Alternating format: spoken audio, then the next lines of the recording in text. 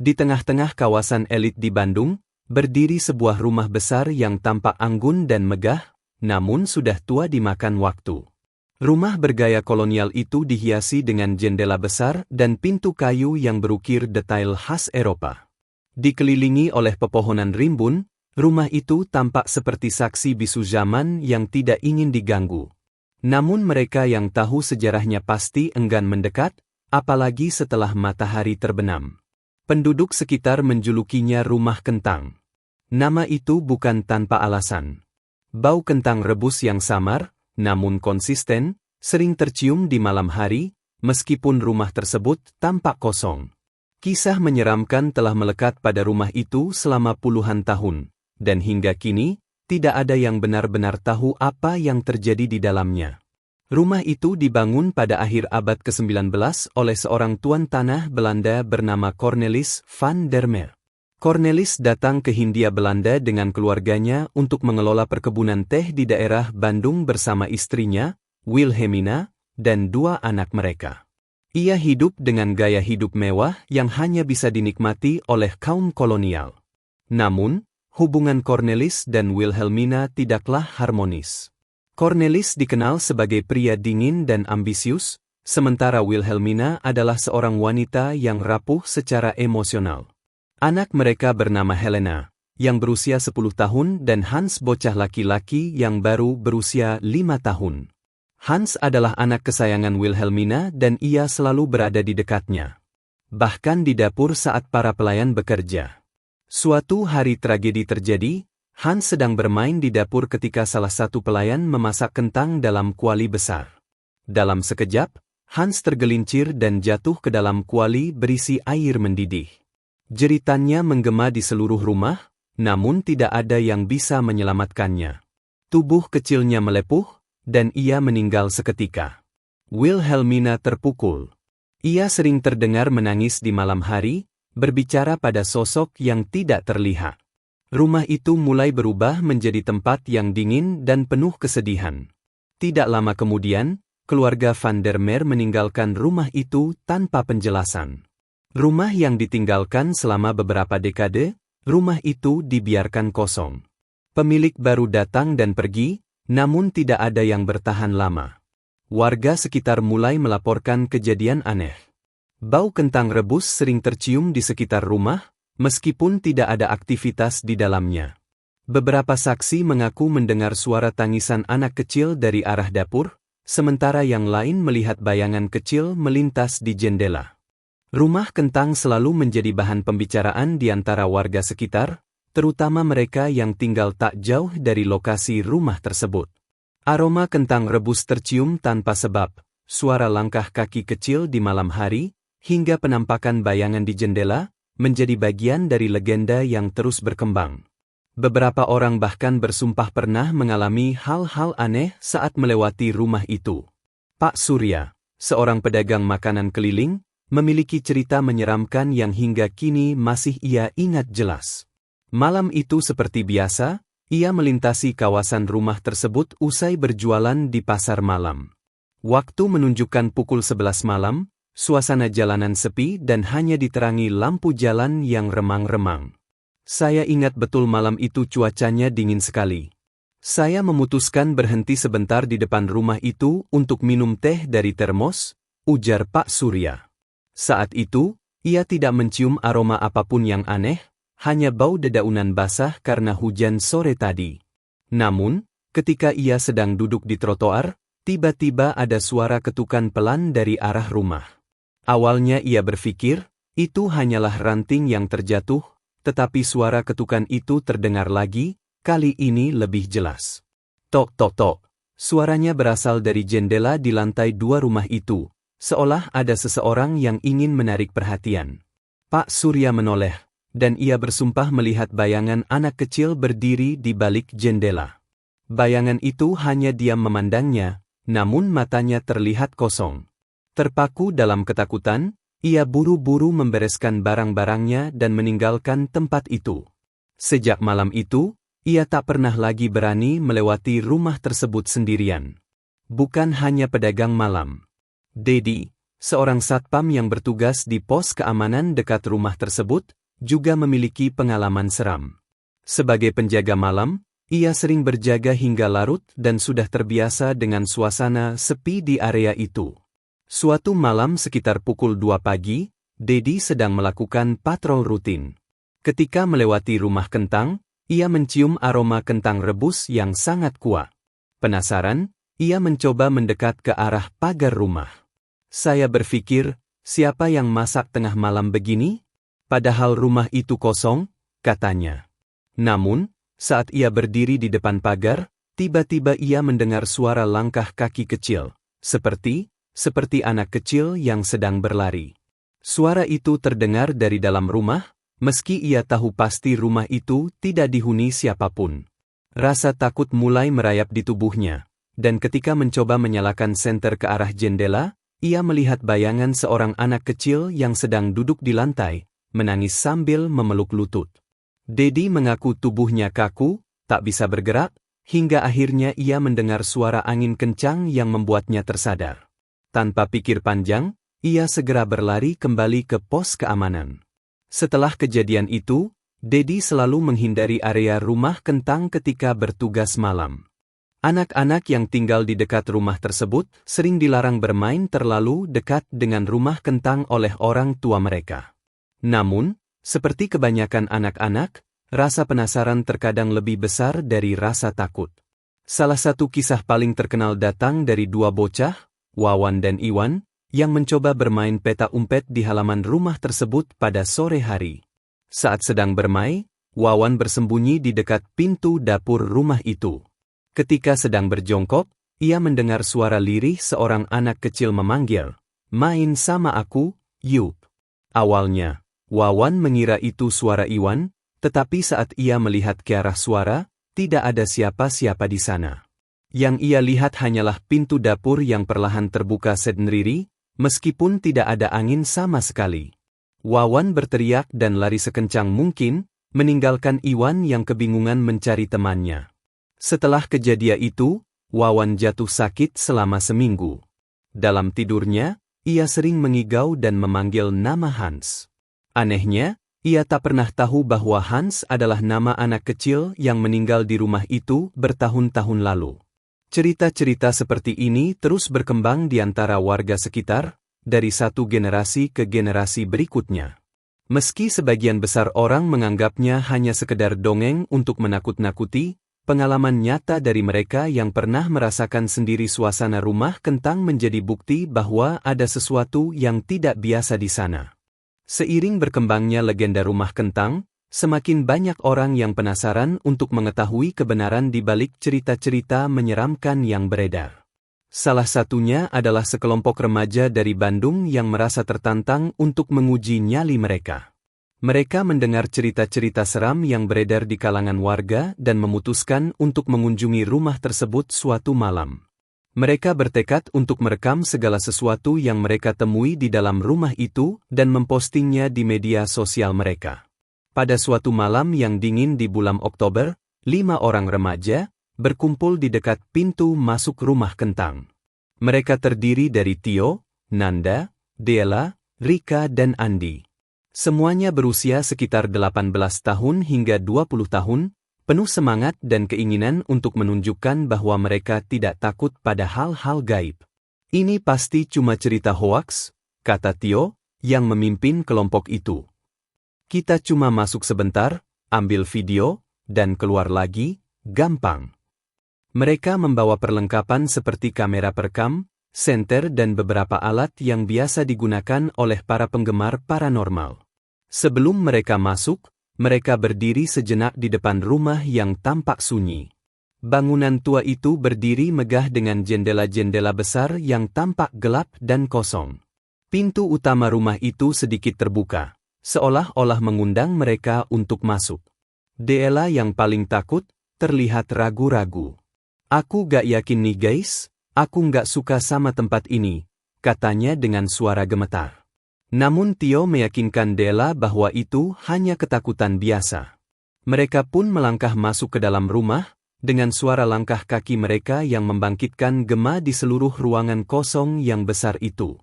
Begitu melangkah masuk, mereka langsung merasakan atmosfer berbeda. Udara di dalam rumah terasa dingin, meskipun suhu di luar cukup hangat. Suasana sunyi dan pekat menyelimuti mereka. Begitu memasuki ruang tengah rumah, mereka disambut dengan aroma yang sangat familiar namun aneh. Kentang rebus, bau itu sangat kuat, bahkan lebih kuat daripada bau kentang yang biasa mereka cium di rumah mereka sendiri. Tio yang merasa penasaran, memutuskan untuk mencari sumber bau tersebut. Mereka berjalan melewati lorong panjang yang gelap menuju dapur rumah. Di sepanjang jalan, mereka bisa merasakan suasana yang semakin mencekam. Dinding-dinding rumah itu terlihat kusam, dengan cat yang mulai terkelupas, dan debu-debu yang menutupi setiap permukaan. Jendela-jendela besar di sepanjang lorong tampak kosong, namun terkadang mereka merasa ada sesuatu yang bergerak cepat di baliknya. Setiap langkah mereka terasa semakin berat, seolah-olah ada sesuatu yang menekan mereka untuk berhenti. Setibanya di dapur, mereka melihat beberapa panci tua yang tampak berdebu di atas meja kayu besar. Namun, bau kentang rebus itu semakin kuat di sini. Mereka menemukan sebuah kuali besar di atas kompor, meskipun tidak ada api yang menyala. Aroma itu terasa begitu nyata, seolah-olah seseorang baru saja selesai memasak. "Kalian cium itu?" tanya Andi. Suara ketegangannya mulai terdengar. "Bau kentang ini terasa begitu nyata." "Ini nggak mungkin kan?" jawab Rika, yang semakin merasa cemas. "Kita semua tahu rumah ini nggak dihuni siapa-siapa." Mereka mulai merasa ada yang aneh.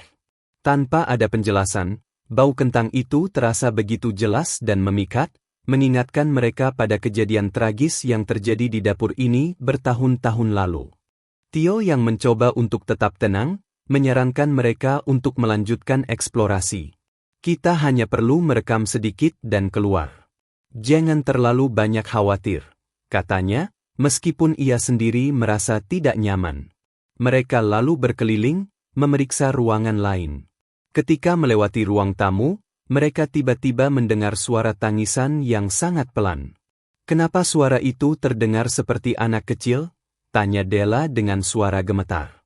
"Tunggu," jawab Tio, berusaha mendengarkan lebih jelas.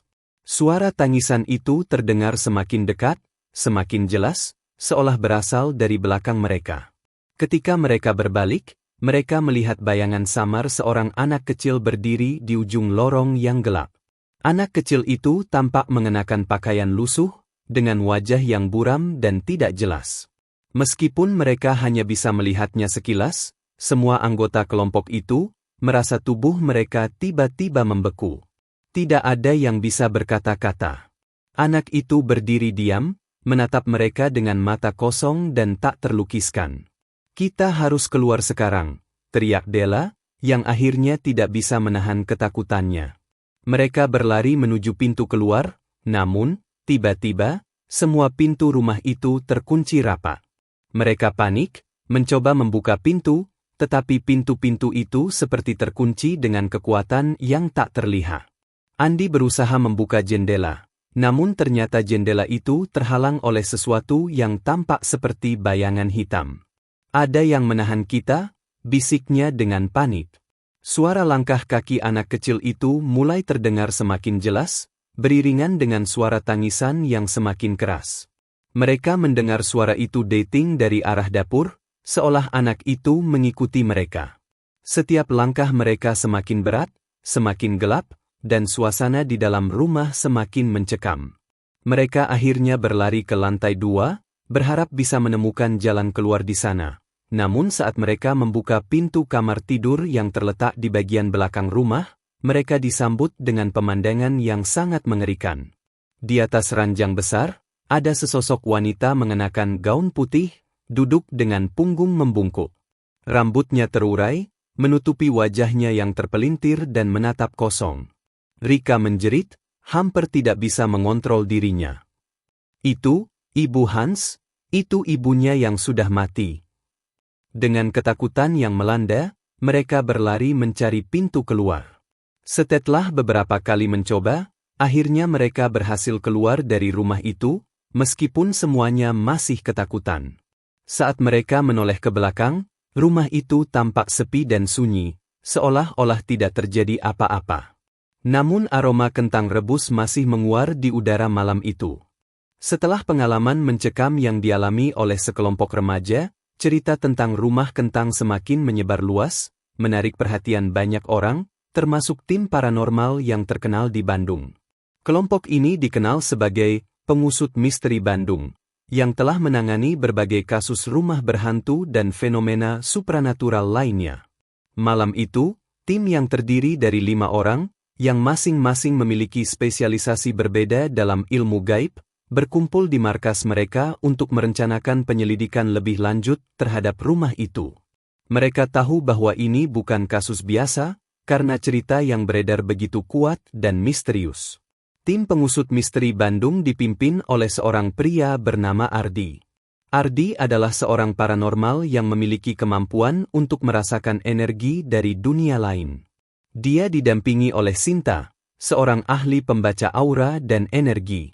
Rian, seorang teknisi yang ahli dalam menggunakan alat-alat pengukur paranormal, serta Andi dan Tika, 2 anggota yang berpengalaman dalam penggunaan alat-alat pendeteksi aktivitas paranormal seperti inframerah dan alat perekam suara EVPs, Electronic Voice Phenomena.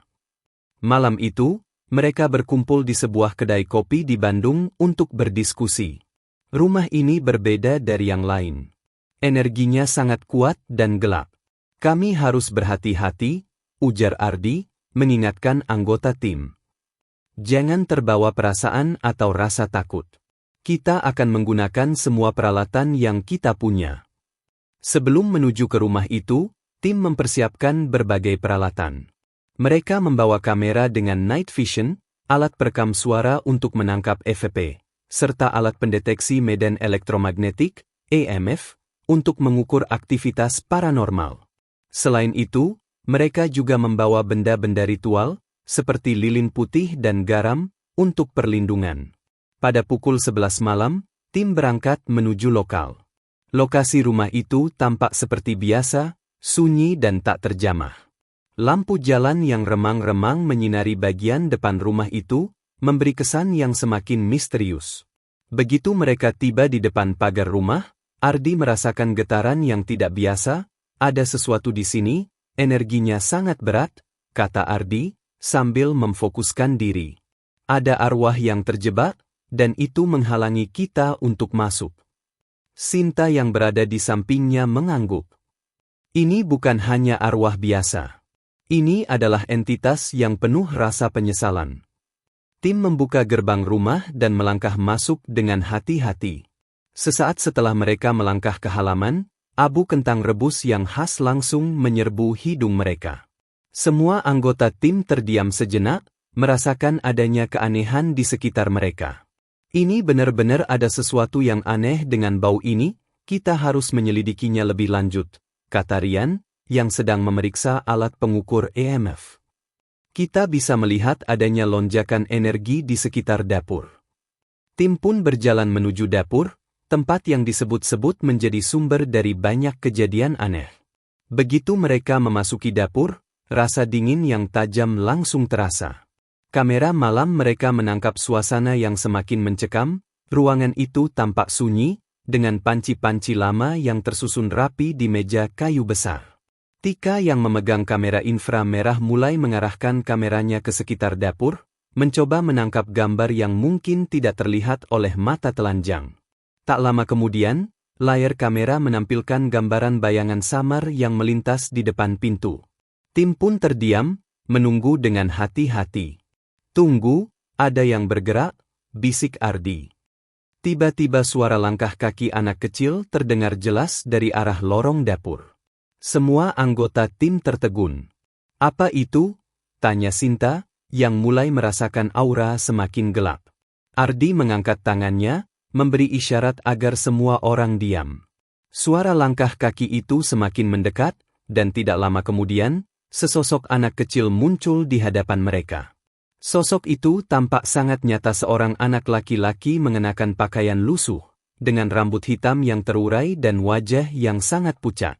Tangan kecilnya terulur, seolah mengajak mereka untuk mengikuti. "Saya Hans," suara anak itu terdengar lirih namun jelas. "Kenapa kalian datang ke rumah saya?" Tim paranormal terkejut. Mereka tidak pernah berharap untuk bertemu arwah sesosial ini. Ardi, yang memiliki kemampuan untuk berkomunikasi dengan arwah, mulai berbicara. "Hans, kami hanya ingin membantu, kami tidak akan menyakiti kamu." Hans hanya diam, matanya kosong dan penuh rasa sakit. "Ibu saya meninggalkan saya. Saya ingin kembali ke sana," katanya dengan suara gemetar. Tidak ada yang bisa mendengar saya, tidak ada yang peduli. Tika, yang mendengar cerita itu, merasa tergerak. "Hans, kamu tidak sendirian. Kami di sini untuk membantu kamu. Ceritakan pada kami apa yang terjadi, agar kami bisa membantu kamu menuju ketenangan." Dengan bantuan Ardi, mereka mencoba menggali lebih dalam. Hans mulai bercerita tentang tragedi yang terjadi di rumah itu. Ia mengungkapkan bahwa ibunya sangat terpukul setelah kematiannya. Setelah anaknya jatuh ke dalam kuali kentang, Wilhelmina merasa bersalah dan tidak mampu menerima kenyataan. "Dia tidak pernah memaafkan dirinya sendiri," kata Hans, suaranya terdengar semakin lemah. "Dan dia mengunci saya di sini, di dunia yang tidak nyata, saya terperangkap antara dua dunia." Sinta yang mendengarkan dengan seksama, mulai merasa ada sesuatu yang aneh. Ini bukan hanya tentang penyesalan. Ada sesuatu yang lebih gelap yang mengikat arwah Hans di sini. Ardi menutup matanya, merasakan aura yang sangat berat di sekitar mereka. Rumah ini dipenuhi dengan energi kemarahan dan penyesalan. Hans belum bisa pergi, karena ibunya belum bisa melepaskan dirinya dari rasa bersalah. Tim mulai melakukan ritual untuk membantu Hans dan ibunya melepaskan diri dari keterikatan mereka. Mereka menyebarkan garam di sekitar rumah untuk membersihkan energi buruk dan menyalakan lilin putih sebagai simbol kedamaian. Sinta kemudian melakukan meditasi, mencoba menghubungkan diri dengan arwah Wilhelmina. Beberapa saat kemudian, arwah ibu muncul, menangis dan memohon maaf kepada anaknya. "Anakku, maafkan ibu," bisiknya, suaranya penuh sesal, "ibu tidak bisa melindungimu." Setelah ritual tersebut, atmosfer di rumah tersebut terasa lebih ringan. Hans, yang sebelumnya tampak terperangkap dalam dunia yang gelap, mulai tersenyum. "Terima kasih," katanya pelan, sebelum sosoknya benar-benar menghilang. Ketika mereka keluar rumah, langit mulai terang. Rumah itu tampak sepi dan sunyi, tidak ada lagi bau kentang rebus yang mengganggu. Tim paranormal merasa lega, karena telah berhasil membantu arwah Hans dan Wilhelmina untuk menemukan kedamaian. "Semoga arwah mereka bisa beristirahat sekarang," kata Ardi sambil memandang rumah yang kini tampak tenang. "Pekerjaan kita di sini selesai." Setelah kejadian malam itu, rumah itu menjadi lebih tenang. Tidak ada lagi laporan tentang bau kentang yang tercium di sekitar rumah, dan tidak ada lagi kisah seram yang beredar di kalangan warga. Namun, meskipun tim paranormal telah berhasil membantu arwah Hans dan ibunya, ada satu hal yang belum sepenuhnya terungkap. Masih ada sesuatu yang mengganggu ketenangan rumah tersebut. Beberapa bulan setelah penyelidikan tim paranormal, seorang jurnalis muda bernama Raka, yang tertarik pada fenomena paranormal, memutuskan untuk menyelidiki lebih lanjut. Raka telah membaca tentang kejadian-kejadian misterius yang terjadi di rumah tersebut dan merasa bahwa ada bagian cerita yang belum lengkap. Ia merasa ada banyak hal yang belum diketahui oleh orang-orang, terutama mengenai rumah tersebut sebelum tragedi itu terjadi. Raka memulai penelitiannya dengan mengunjungi kantor catatan sejarah di Bandung.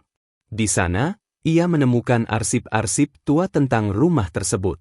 Setelah beberapa hari menggali dokumen yang ada, ia menemukan informasi mengejutkan. Rumah itu dulunya adalah milik keluarga kaya yang terkenal pada abad ke-20.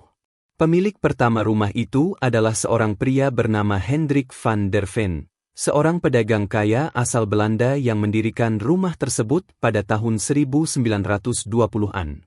Namun, tak lama setelah rumah itu selesai dibangun, Hendrik dan keluarganya dilanda berbagai tragedi. 3 anak mereka meninggal di dalam insiden yang tidak dapat dijelaskan, dan Hendrik sendiri ditemukan mati dengan cara yang sangat tragis, tertusuk benda tajam di ruang tamu rumah tersebut.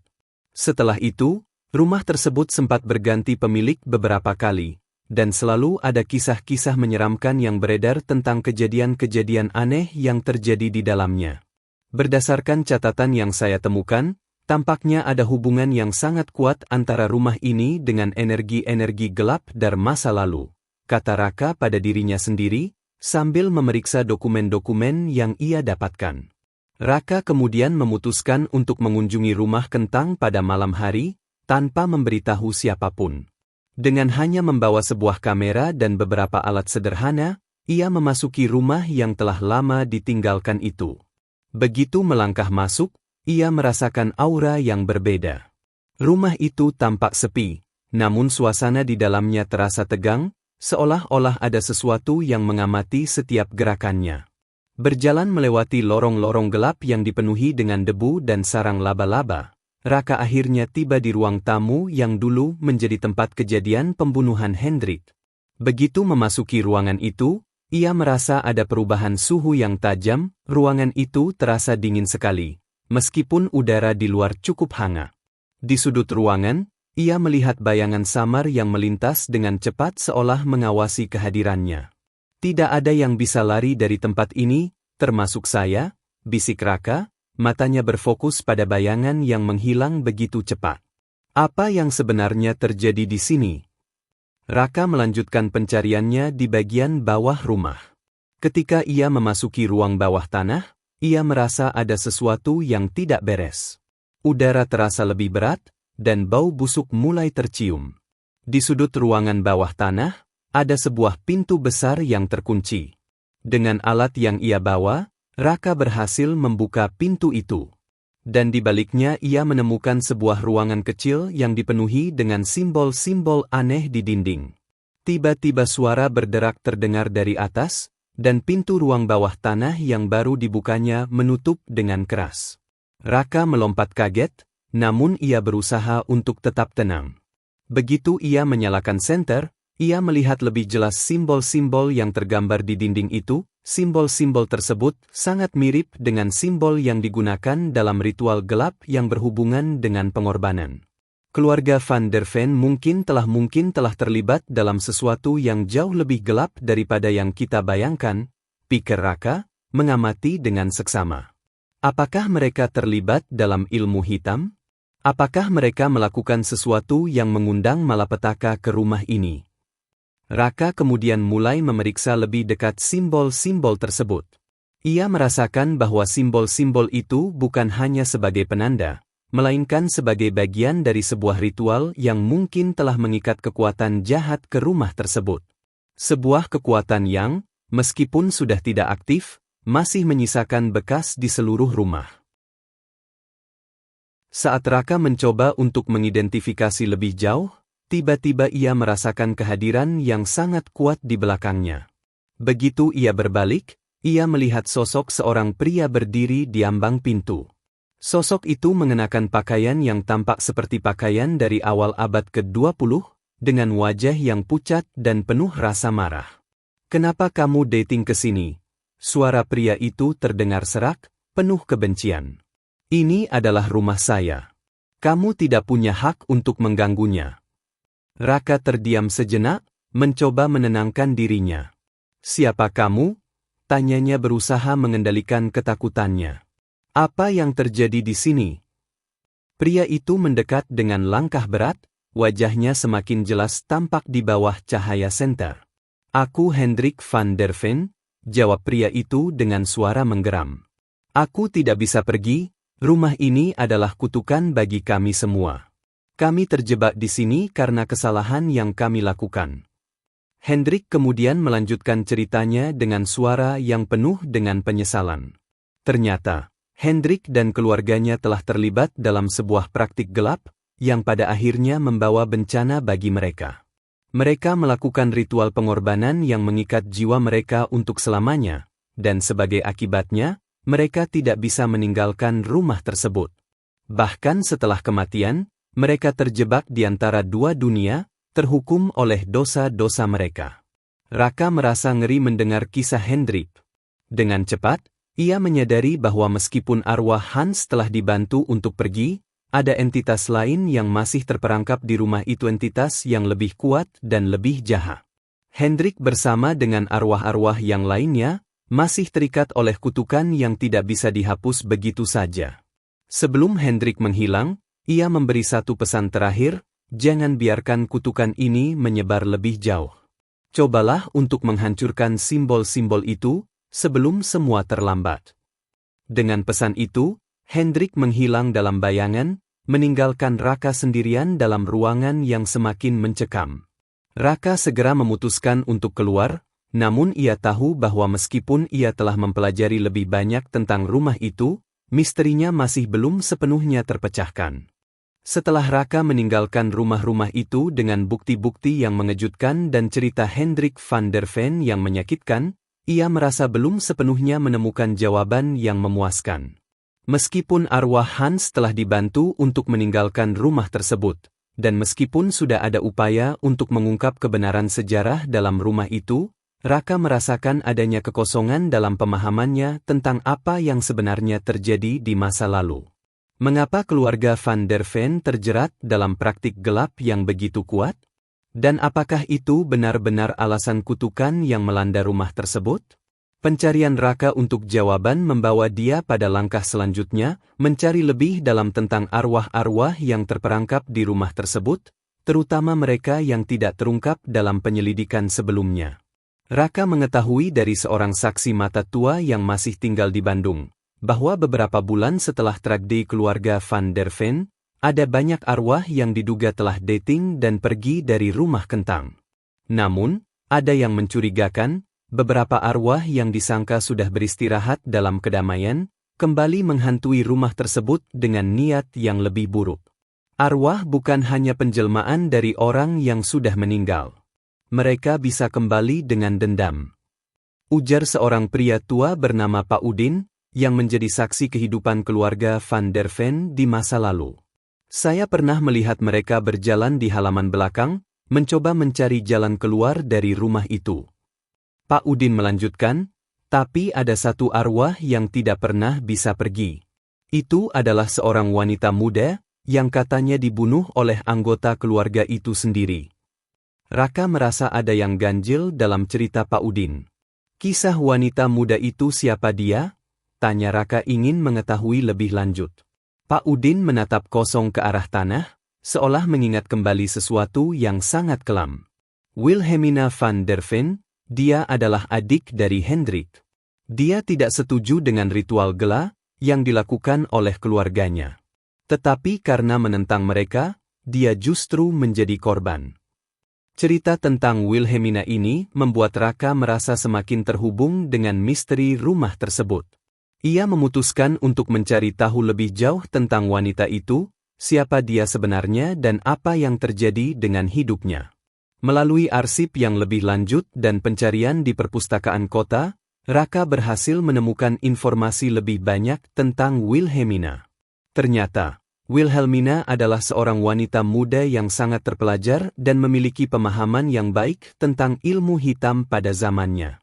Ia sering berbicara dengan orang luar dan mencoba meyakinkan beberapa anggota keluarga lainnya untuk meninggalkan kepercayaan yang semakin gelap dan berbahaya. Namun, usahanya sia-sia. Keluarganya yang sudah terjerat dalam ritual-ritual itu tidak mau mendengarkan nasihatnya. Bahkan Hendrik, yang dulunya sangat menyayanginya, justru menganggapnya sebagai ancaman bagi keberlanjutan kekuatan yang dimiliki keluarga mereka. Suatu malam, setelah ritual yang sangat kejam dilakukan di rumah itu, Wilhelmina memutuskan untuk melarikan diri. Ia tahu bahwa nyawanya dalam bahaya, dan jika ia tetap tinggal, keluarganya akan membunuhnya demi mempertahankan kekuasaan gelap mereka. Namun sayangnya ia terlambat. Wilhelmina ditemukan tewas dengan cara yang tragis, tenggelam di sungai dekat rumah itu, dengan tanda-tanda penyiksaan di tubuhnya. Beberapa orang percaya bahwa ia melarikan diri dan kemudian dibunuh oleh Hendrik, dan beberapa anggota keluarga yang lainnya ingin menutup mulutnya selamanya. Namun, cerita tidak berakhir begitu saja. Raka mulai menyadari bahwa Wilhelmina tidak pernah benar-benar meninggalkan rumah itu. Arwahnya masih terperangkap, dan meskipun ia berusaha untuk pergi, kekuatan gelap yang mengikat keluarga Van der Ven telah menghalanginya untuk mendapatkan kedamaian. Raka kembali ke rumah kentang, kali ini lebih fokus untuk mencari bukti yang bisa mengungkap hubungan Wilhelmina dengan kutukan yang menguasai rumah tersebut. Setelah memeriksa lebih teliti, ia menemukan sebuah ruang rahasia yang sebelumnya tidak diketahui siapapun. Di dalam ruang itu terdapat sebuah meja dengan banyak simbol-simbol yang tertulis di atasnya. Di atas meja, ada sebuah buku yang tampaknya sangat tua. Ketika Raka membuka buku itu, ia menemukan tulisan tangan Wilhelmina, yang menceritakan penderitaannya dalam keluarga tersebut dan upayanya untuk membongkar praktik-praktik gelap yang mereka lakukan. Tidak ada yang tahu kebenaran yang terjadi di sini, tulis Wilhelmina di halaman terakhir buku tersebut. Aku berusaha mengingatkan mereka, tetapi mereka tidak mau mendengarkan. Sekarang, aku terjebak di sini. Aku terjebak dalam kegelapan yang mereka ciptakan. Raka merasa bahwa Wilhelmina, meskipun sudah meninggal, masih memiliki kekuatan besar yang belum sepenuhnya terkendali. Ia merasakan bahwa jika ia bisa membantu Wilhelmina keluar dari kutukan tersebut, ia mungkin bisa menghentikan peristiwa-peristiwa mengerikan yang terus terjadi di rumah kentang. Dengan informasi baru ini, Raka mempersiapkan diri untuk menghadapi kekuatan gelap yang lebih besar yang ada di rumah kentang. Ia kembali menghubungi tim paranormal yang telah membantunya sebelumnya, dan bersama-sama mereka merencanakan cara untuk membantu Wilhelmina menemukan kedamaian. Mereka tahu bahwa satu-satunya cara untuk membebaskan Wilhelmina adalah dengan melakukan ritual yang sangat kuat, ritual yang harus memanggil arwahnya dan memberi kesempatan untuk menemukan kedamaian dengan cara menghapus energi gelap yang mengikatnya ke rumah itu. Ketika malam tiba, mereka memulai ritual di ruang bawah tanah yang penuh dengan simbol-simbol gelap. Cahaya lilin yang redup mulai bersinar terang, dan suara-suara aneh mulai terdengar, mengiringi setiap mantra yang mereka baca. Pada saat yang tepat, muncul sosok Wilhelmina, seorang wanita muda yang tampak penuh penderitaan. "Kenapa aku tidak bisa pergi?" tanya Wilhelmina dengan suara serak, matanya penuh dengan air mata. Raka dengan lembut menjawab, "Kami di sini untuk membantumu. Kamu tidak perlu lagi terjebak dalam kutukan ini." Dengan bantuan tim paranormal, Raka berhasil membimbing Wilhelmina untuk melepaskan diri dari energi gelap yang telah mengikatnya selama bertahun-tahun. Setelah beberapa saat, akhirnya Wilhelmina menghilang, meninggalkan rumah kentang dalam keadaan lebih tenang. Ketika ritual selesai, rumah itu terasa berbeda. Energi gelap yang sebelumnya menyesakkan perlahan-lahan hilang. Raka dan tim paranormalnya merasa bahwa mereka telah melakukan sesuatu yang besar. Sesuatu yang akhirnya berhasil membebaskan rumah kentang dari kekuatan jahat yang telah menguasainya begitu lama. Namun, meskipun rumah kentang kini bebas dari kutukan, Raka tahu bahwa perjalanan yang ia lalui telah mengubah segalanya. Ia telah melihat betapa kuatnya kekuatan gelap yang ada di dunia ini, dan bagaimana arwah yang terperangkap dapat mempengaruhi kehidupan orang-orang di sekitarnya. Setelah penemuan mengejutkan yang dilakukan oleh Raka, rumah kentang kini menjadi lebih dari sekadar tempat yang dihantui oleh arwah-arwah yang belum tenang. Keberadaan simbol-simbol gelap dan kutukan yang dijatuhkan oleh keluarga Van der Ven menambah lapisan misteri yang semakin tebal, menyembunyikan kekuatan jahat yang jauh lebih besar daripada yang pernah dibayangkan oleh siapapun. Raka, meskipun telah melarikan diri dari rumah itu dengan membawa bukti yang mencengangkan, merasa ada sesuatu yang belum tuntas. Ia menyadari bahwa kutukan yang mengikat rumah kentang tidak hanya sekadar berkaitan dengan keluarga Van der Ven dan tragedi mereka, tetapi juga dengan energi gelap yang lebih tua dan lebih kuat.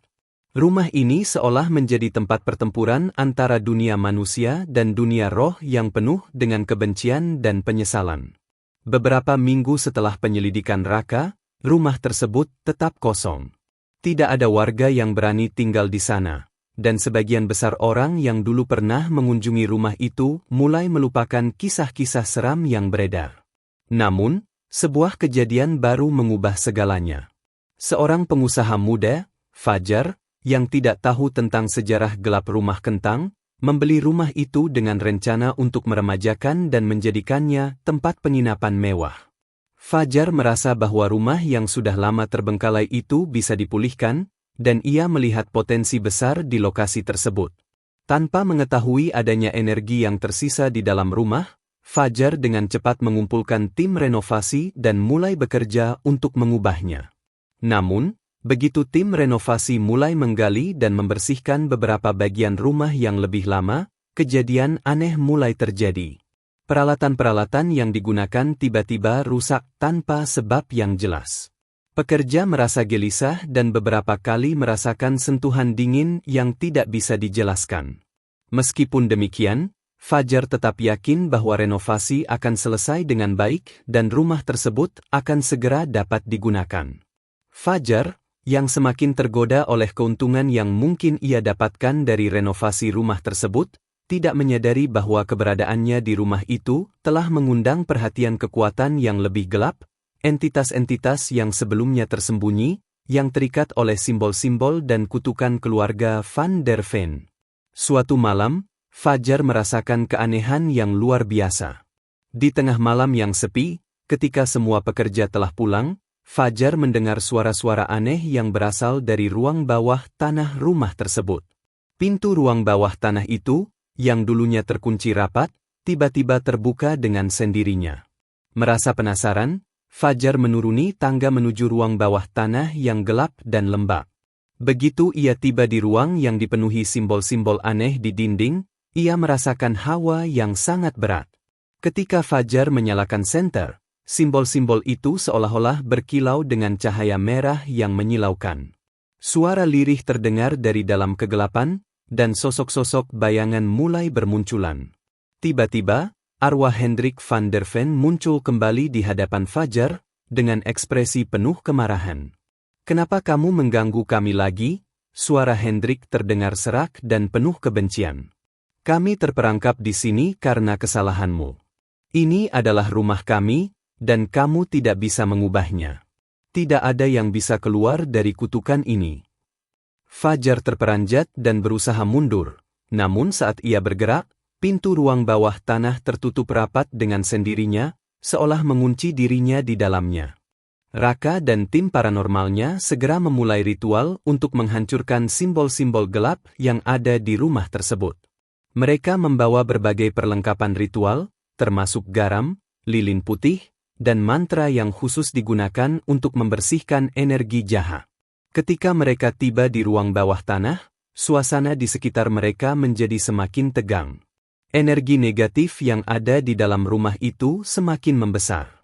Satu-satunya cara untuk memutus kutukan ini adalah dengan menghancurkan simbol-simbol tersebut dan mengembalikan energi yang telah hilang ke tempat yang seharusnya, kata Ardi, pemimpin tim paranormal. Ritual dimulai, dan dengan setiap mantra yang dibacakan, rumah itu mulai bergetar hebat. Simbol-simbol di dinding mulai pecah dan hancur, sementara entitas-entitas jahat berteriak dengan keras, mencoba melawan kekuatan positif yang sedang mereka serang. Namun, dengan keberanian dan keteguhan hati, tim berhasil mengendalikan energi itu dan menghancurkan kutukan yang mengikat rumah tersebut. Begitu ritual selesai, suasana rumah kembali tenang.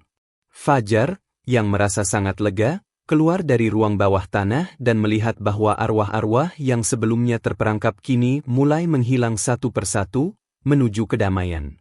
Dengan penghancuran simbol-simbol gelap dan pemulihan energi yang hilang, rumah kentang akhirnya bebas dari kutukan yang telah lama membelenggunya. Fajar memutuskan untuk menjual rumah itu, mengetahui bahwa ia tidak akan pernah bisa mengubah nasibnya. Rumah itu, yang dulu dihantui oleh kemarahan dan penyesalan, kini menjadi tempat yang aman untuk orang-orang yang berani tinggal di sana tanpa rasa takut. Namun, bagi Raka dan tim paranormal, rumah kentang tetap menjadi kenangan yang tak terlupakan, Sebuah perjalanan panjang untuk membebaskan jiwa-jiwa yang terperangkap dan menghadapi kekuatan yang lebih besar dari yang pernah mereka bayangkan.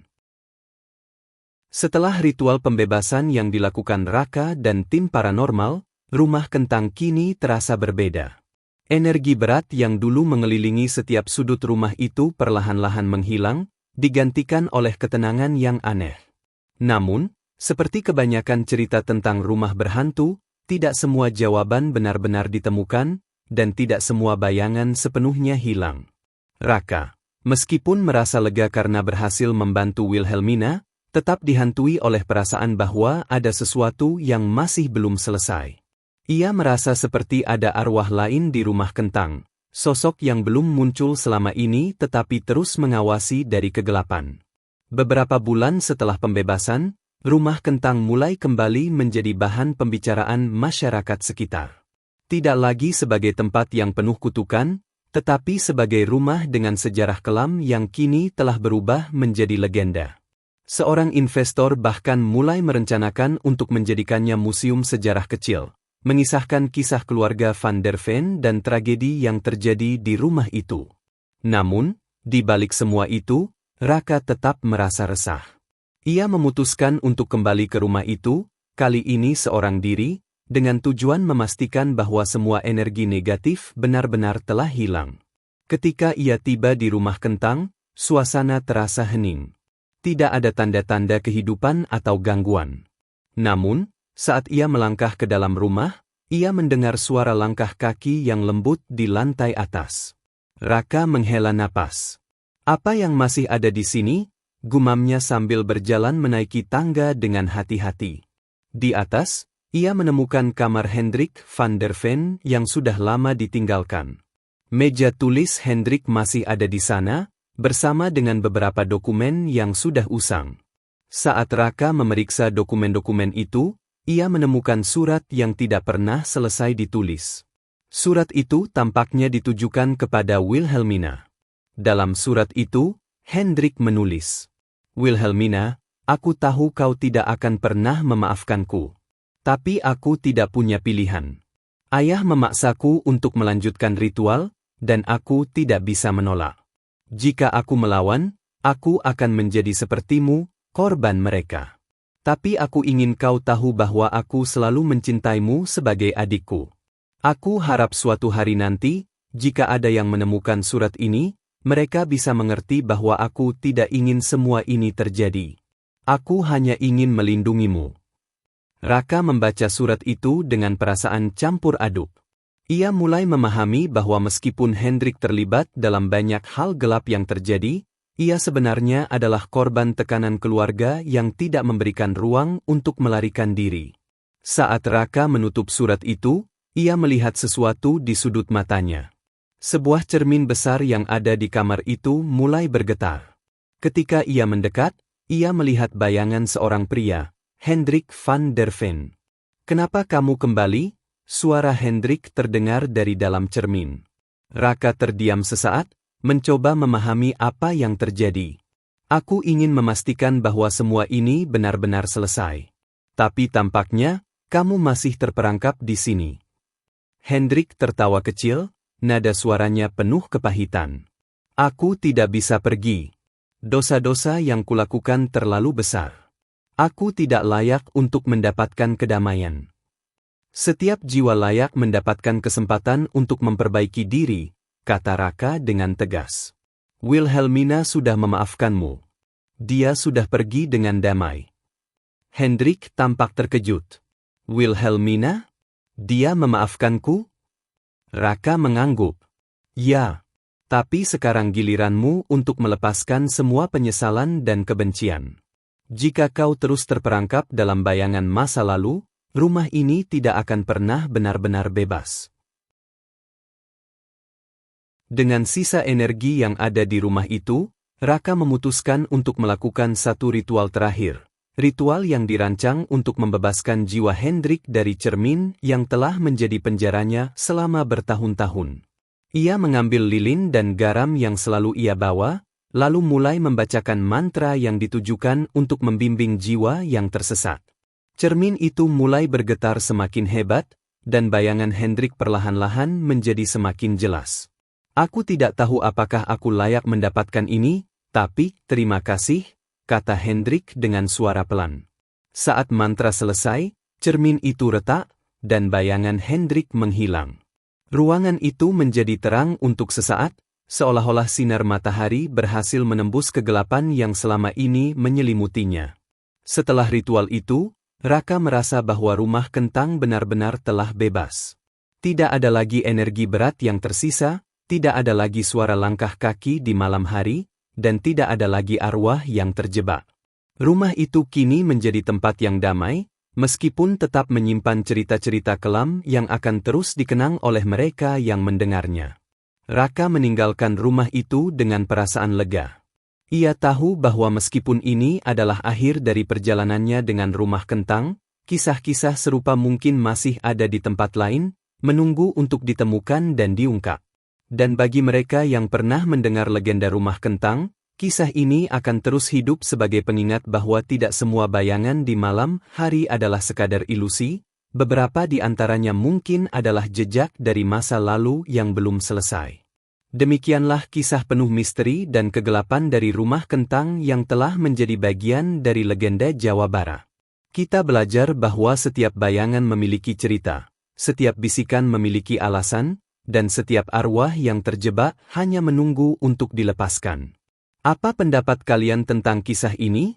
Apakah arwah Hendrik benar-benar telah pergi, atau mungkin masih ada rahasia lain yang tersembunyi di balik dinding rumah itu? Jangan lupa untuk tinggalkan like, komentar, dan subscribe untuk mendukung channel ini, agar saya bisa terus menghadirkan kisah-kisah horor dan urban legend lainnya yang menggugah rasa penasaran kalian.